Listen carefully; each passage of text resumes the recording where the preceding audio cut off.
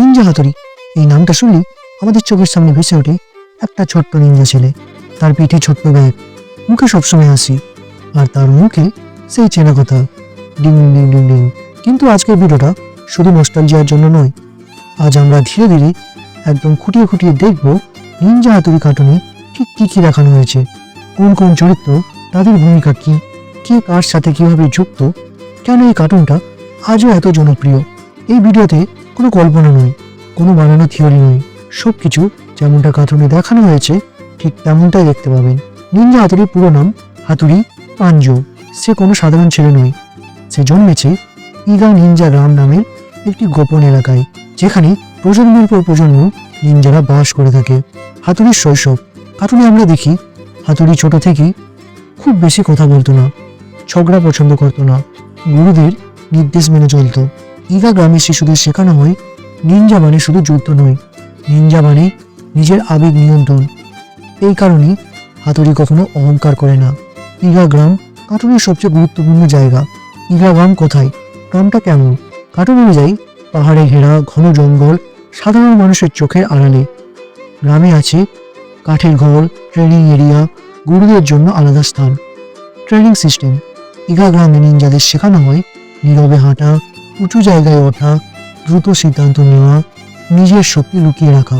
সবচেয়ে গুরুত্বপূর্ণ নিয়ম, নিনজা কখনো নিজের শক্তি দিয়ে সাধারণ মানুষকে ভয় দেখায় না। এই নিয়মটাই হাতুড়ির জীবনের মূল নীতি। হাতুড়ির বাবা কঠোর, নিয়ম মেনে চলেন, সন্তানদের শিখিয়েছেন শৃঙ্খলা। কার্টুনে দেখা যায় তিনি চান তার সন্তানরা ভালো নিনজা হোক, কিন্তু অহংকারী না হোক। হাতুড়ির মা শান্ত, স্নেহশীল, পরিবারের আবেগের কেন্দ্র। হাতুড়ির নরম স্বভাবের পেছনে তার মায়ের বড় ভূমিকা আছে। সিনজো হলো হাতুড়ির ছোট ভাই। এই কার্টুনে পরিষ্কারভাবে দেখানো হয়েছে সিনজোর স্বভাব খুব তাড়াতাড়ি রেগে যায়, সব সময় নিজেকে প্রমাণ করতে চায়, বড় ভাইয়ের সাথে তুলনা সহ্য করতে পারে না। কিন্তু একটা জিনিস খুব গুরুত্বপূর্ণ, সিনজো হাতুড়িকে ঘৃণা করে না, সে শুধু চায় সে যেন তার ভাইয়ের সমান হতে পারে। এই কারণে সে বারবার চ্যালেঞ্জ করে, বারবার হারে, আবার চেষ্টা করে। এটাই সিনজোর চরিত্র। শিশিমারু নিনজা হাতুড়ি কার্টুনের সবচেয়ে মজার কিন্তু গুরুত্বপূর্ণ চরিত্রগুলির মধ্যে একটি। শিশিমারু হলো ইগা গ্রামের নিনজা কুকুর, হাতুড়ির বন্ধু, কিন্তু আচরণে একদম উল্টো। হাতুড়ি যেখানে শান্ত, শিশিমারু সেখানে অলস, খাবার পাগল, দায়িত্ব এড়িয়ে চলে। কার্টুনে বহুবার দেখা যায় শিশিমারু শুধু খাবারের জন্য যে কোনো কাজ করতে রাজি। শিশিমারু খাবারের প্রতি আসক্তি।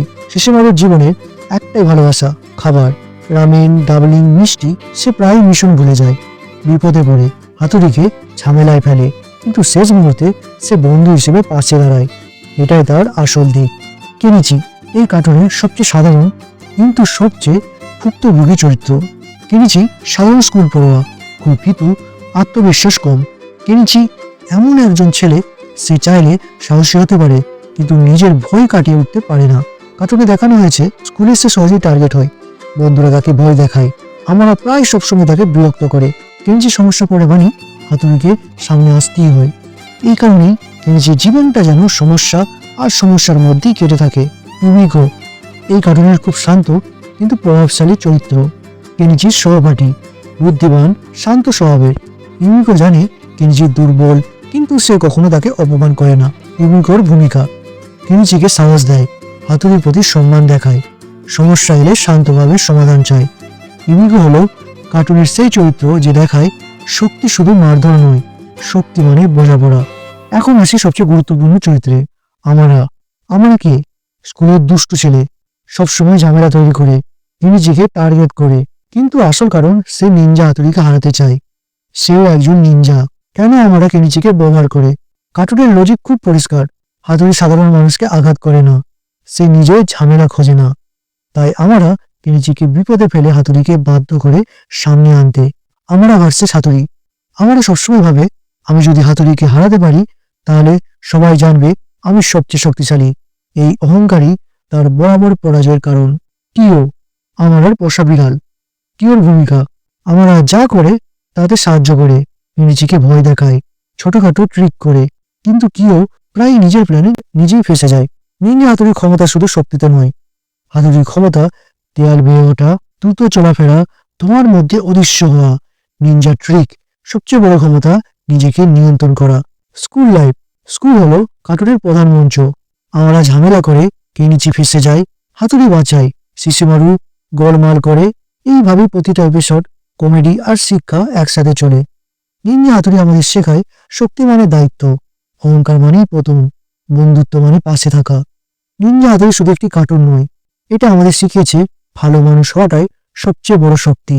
শক্তি মানে অহংকার নয়, শক্তি মানে অন্যকে রক্ষা করার ক্ষমতা।